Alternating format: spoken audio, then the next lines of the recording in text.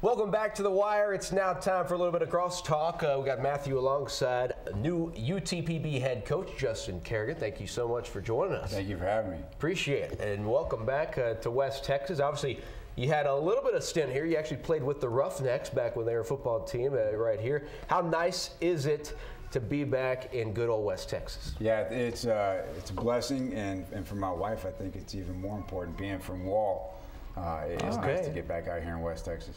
Talk about, for you, how did you get to becoming a head coach? Do you have any inspiration? Who led you to get to this path to where you are today? Yeah, many have influenced, going all the way back to when I played at Angelo State. Guys like Jerry Vandergriff was the head coach, Mike Martin was Stevens coordinator, Cy Southall. And progressing from there and just working hard. There were nights early on in my career that I'd be in the office until 4 o'clock in the morning. Thankfully, my wonderful wife shared some of those hours with me, and the only thing I can say is, hard work and pay your dues.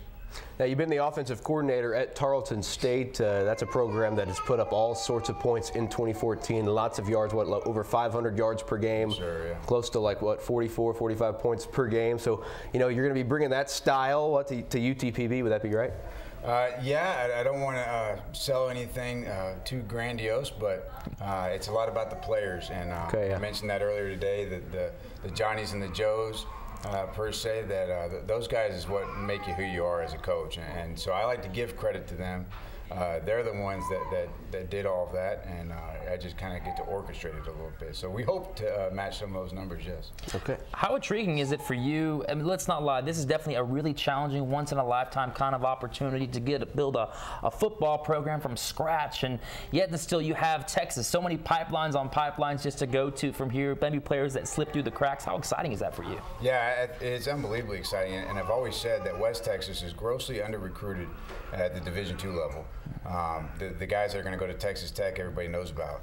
There's a million other ones that are still sitting out there that can truly play football and at a very high level.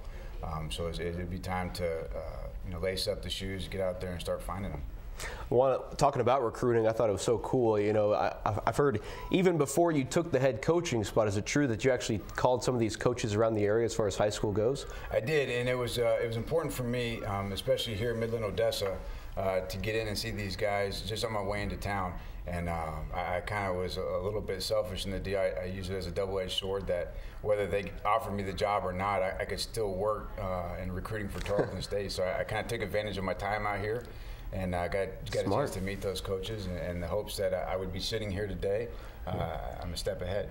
Okay. It's exciting stuff, Coach. You're a smart man, sounds like it, and great things ahead, sounds like. Yeah, we're excited. Yes, thank you. Yeah, I wouldn't say I'm smart, but I appreciate it. No, definitely.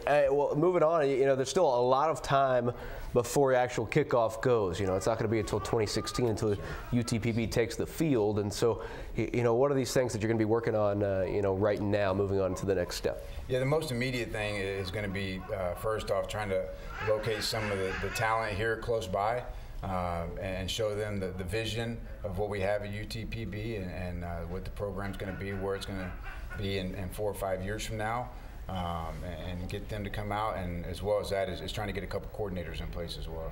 Just fill us in on how crazy it's already been for you since taking the head coaching spot.